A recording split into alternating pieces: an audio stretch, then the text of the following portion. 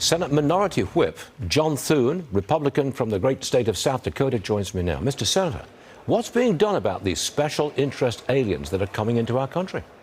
Unfortunately, not enough, Stuart. This is a huge problem.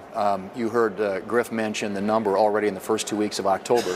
September was a record, absolute all-time record, 260,000 people apprehended illegally trying to get into this country, 230,000 in the month of August. And the thing that's really concerning about it, and you referenced it, the special interest aliens now have figured out from all over the world. I mean, this used to be kind of a regional thing, Central and South America. Now we've got a lot of Middle Eastern countries. In the last couple of years, it had 659 people that have been apprehended trying to come in from Iran. And just in this last year, 151 people apprehended that are on the terrorist watch list.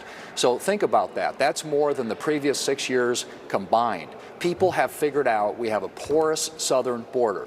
And in a nation that's based on the rule of law, in a rule-based country, you can't have that. We've got to enforce the law. This president, this administration hasn't done it, isn't doing it, and that's why we've got a major crisis at our southern border, and it's a national security crisis. May I just add one thing to this? First 17 days of this month, 108,000 migrants coming across the southern border. Every year, we only allow in 65,000 H-1B visa holders. Those are people that we want to come into our country. Only 65,000 a year, 108,000 in the first 17 days illegally of this month. I just wanted to point that out because the numbers are staggering.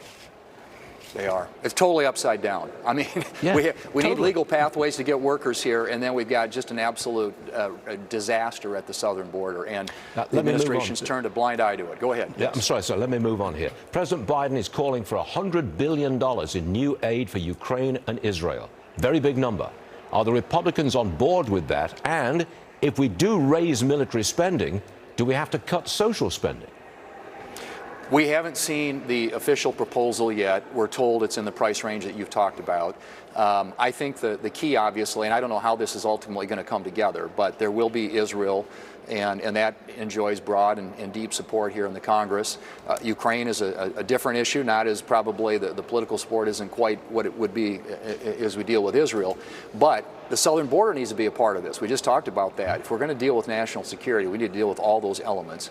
And obviously, defense is something that many believe now that we live in an incredibly dangerous world. Things have changed dramatically in the last few months and few years. And as former Secretary Bob Gates has said, our holiday from history is over. We've got to beef up our military. How that gets done is still an open question. We assume we're going to get a package from the White House. We'll take a look at that and figure out how to fashion it. But clearly, as you mentioned, we have other fiscal matters and concerns in this country. We've got a huge debt, and we need to think about how we continue to fund our military, take care of our national security requirements, and do it in a way that's fiscally responsible. Mr. Senator, I know you're a busy man, so thank you very much for being with us this morning. Always appreciate it, sir. Yes, sir. All right. Thanks, Stuart.